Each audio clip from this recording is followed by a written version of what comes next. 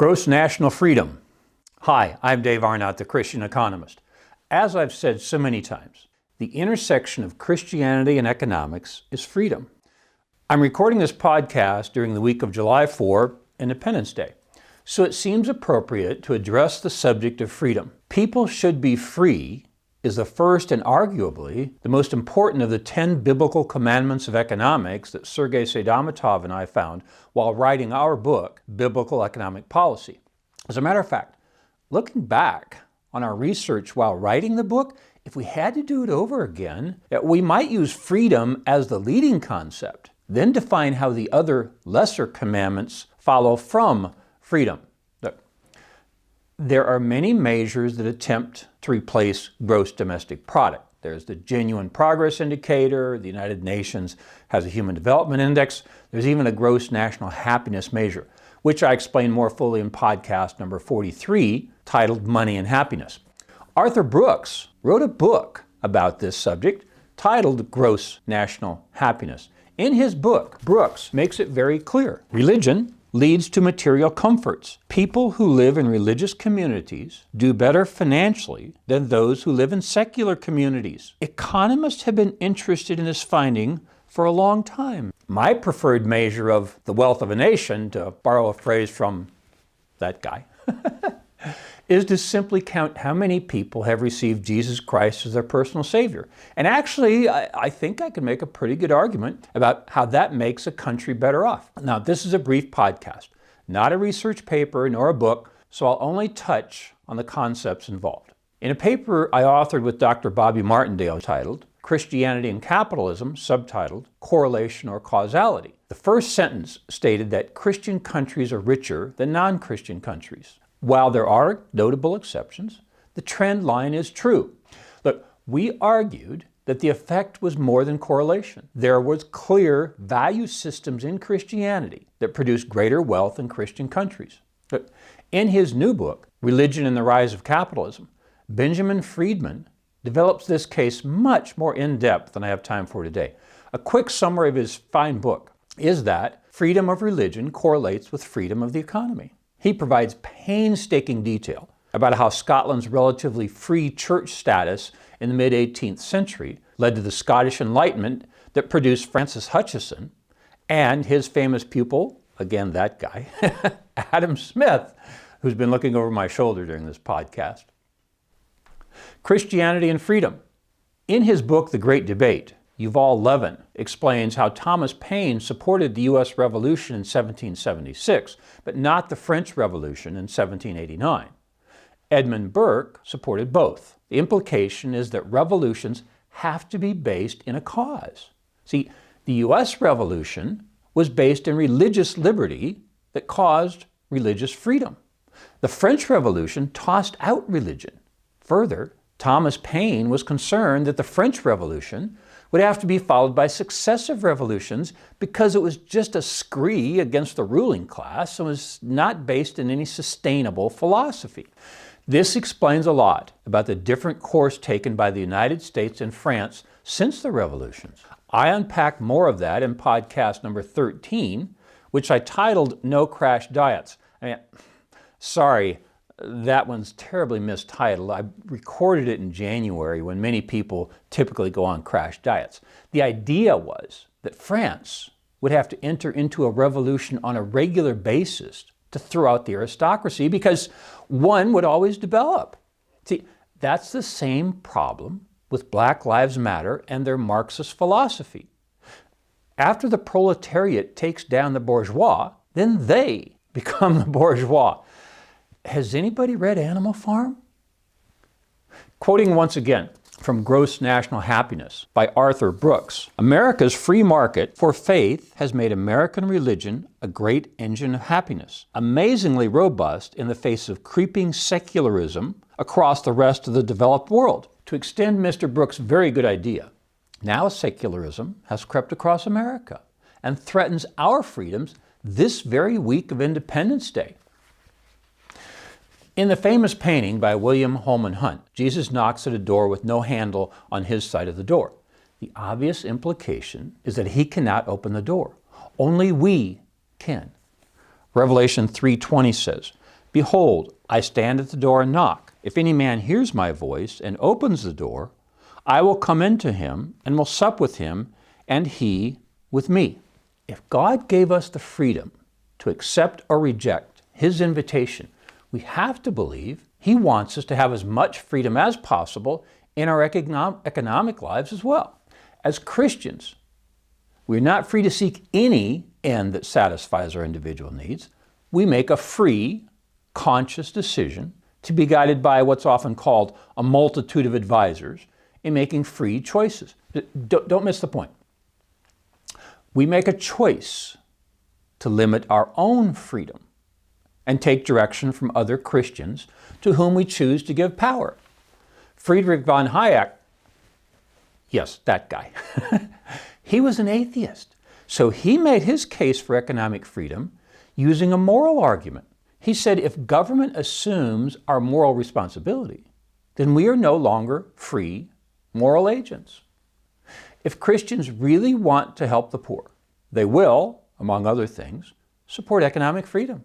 Because the biggest poverty reduction measure of all is liberalizing markets to let poor people get richer.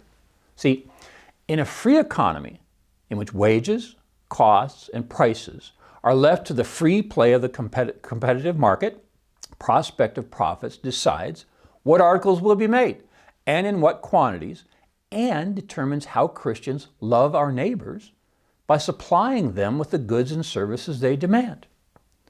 But in a controlled economy, which we're seeing more of from the Biden administration these days, they take the opposite view. And they pose as humanitarians and sometimes even as Christians. But their system strangles the personal freedom that undergirds the Christian worldview. So how does a human being flourish?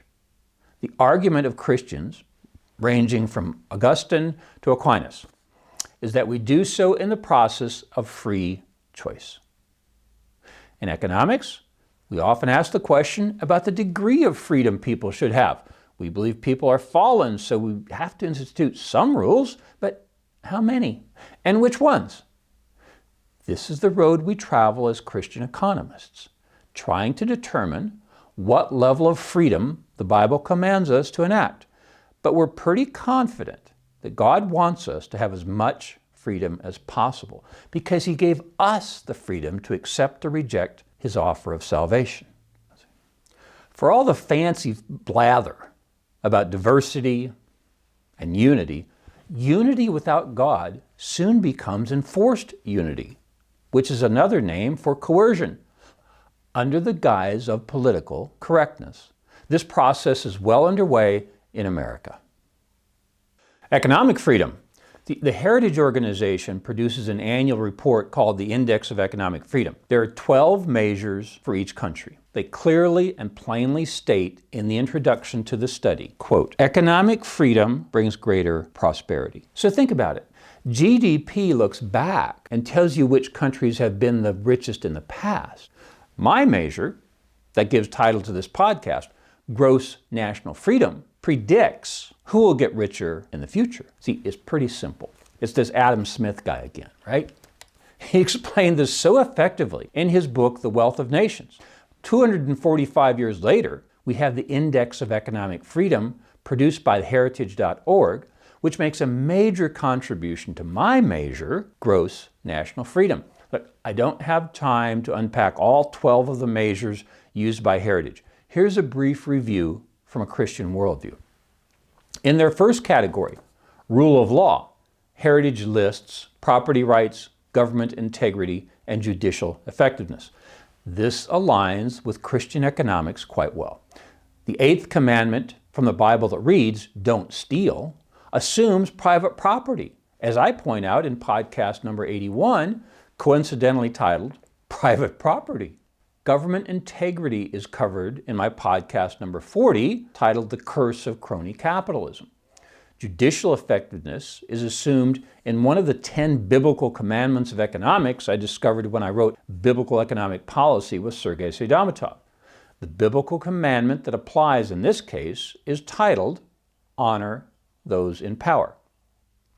In their second category, government size, Heritage mentioned the three pillars of government spending: tax burden, fiscal health, and government spending. Look, God clearly wants a country to have a small government. I more fully explain this in my podcast number 48 called Small Government is Beautiful. See, government crowds out God in so many ways. One of those is care for the poor. There are many scriptures that call for individuals and churches to care for the poor, but I can't find one that commands government to do so. The word take is used 42 times in the Bible, according to a brief study by one of my grad students. There's only one of those 42 that has anything to do with taking economic goods. That's when Jesus commands his disciples to take a colt.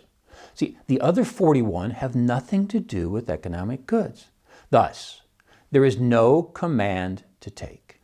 But government must take before it can give. When a student in one of my classes at Dallas Baptist University suggests that the government should do it, I point out that the government has no money.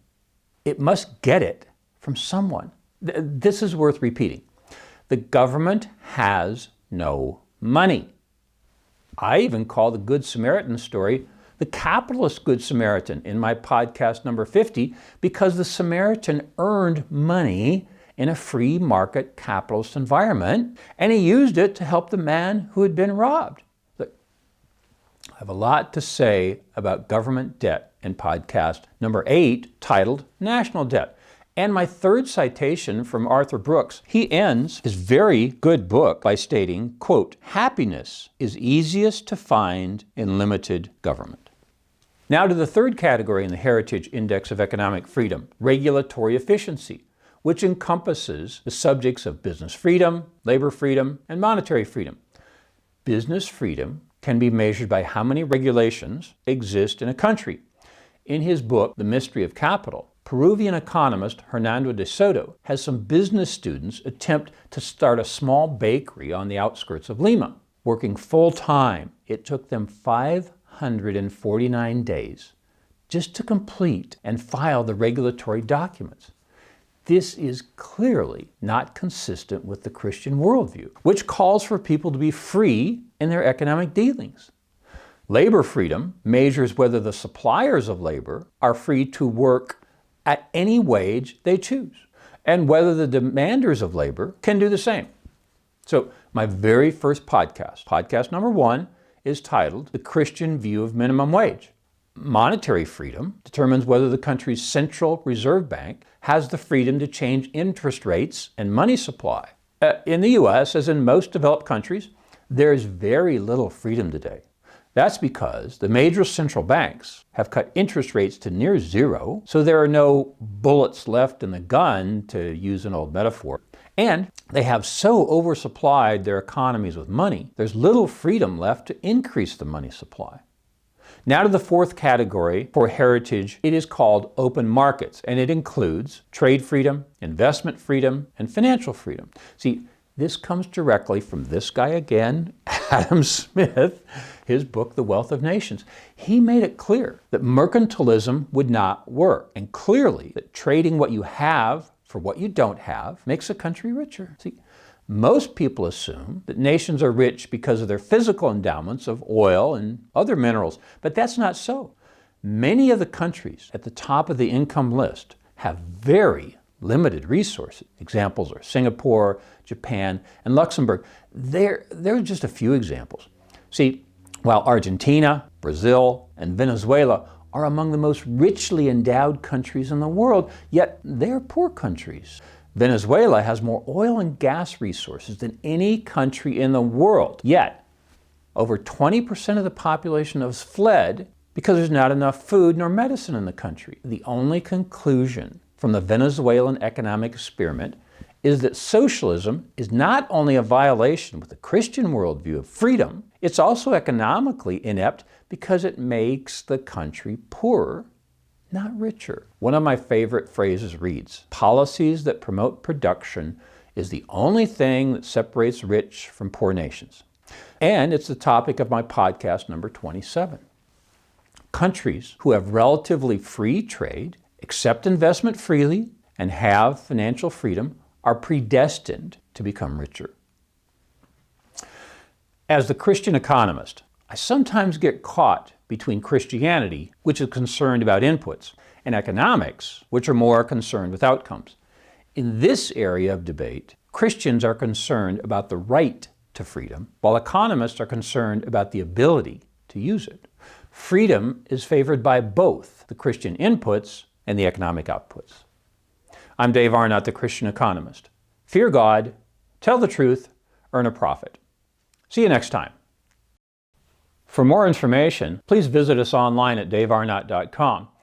If you have questions or suggestions for future podcasts, please submit them online or in the comment section below. Don't forget to like, share, and subscribe.